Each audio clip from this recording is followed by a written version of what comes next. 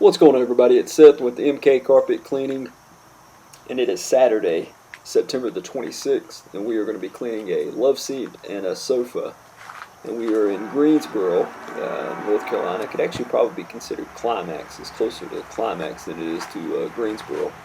But anyway, this is the love seat we're going to be cleaning, and the sofa is right behind it. And this is a type of microfiber material. It's synthetic, and you can see nothing major, but these types of couches, that fiber, it attracts a lot of oil and grease for whatever reason, and so those tend to be really easy couches to clean for the most part. Sometimes you have to use a higher pH, which we originally started off with a neutral pH for these for this couch, and we cleaned it, and we had to actually go back over it in a couple of areas because of some of the grease that was still there. We had to get a little stronger chemical in some of the places, but nothing major. It was just a couple spots, as you can see right there. And right there is where we did a little fabric test with the product we were using. And right there was probably the dirtiest area, right there along the foot. I imagine it's probably a dog rubbing against it. You know, attracting a lot of oil and dog hair and stuff like that. But anyway, other than that, the couch wasn't in too bad a shape. We got to try out our new tool today. You get to see it. It's the DriMaster, and I have to say, just using it for the first time today is a really good product, or a really good tool, I should say. We really like it. It took a while to get used to with the continuous flow, not having to constantly be on and off of the trigger, but overall, give it a thumbs up. We're going to continue to use it on a couple of more jobs, obviously, and see how it works out. But anyway, watch the video and enjoy. Don't forget to subscribe to our channel if you haven't yet. Give us a comment. Tell us your favorite part of the video. If there's any concerns or anything you saw that we did wrong, feel free to mention that in the comments as well.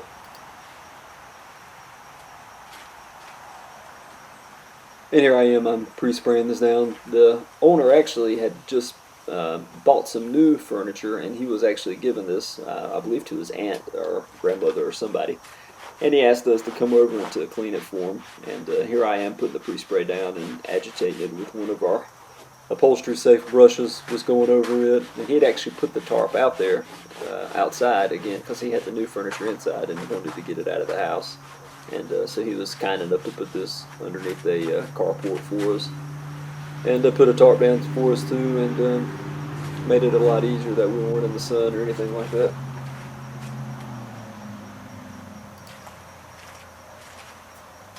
And right here I'm using the pump-up sprayer. I typically, when I do upholstery, I typically use a trigger sprayer to not overspray the upholstery that I'm cleaning. As long as it's not a big job like a sectional or something like that. And also just for the fact that I don't like spraying too much excess onto the customer's carpet or hardwood or whatever. So usually I use a trigger sprayer, but again, this was outside and this was on top of the tarp, so I wasn't too concerned with that. And another reason was the fabric. Since this was a synthetic, I wasn't concerned with getting it too over wet.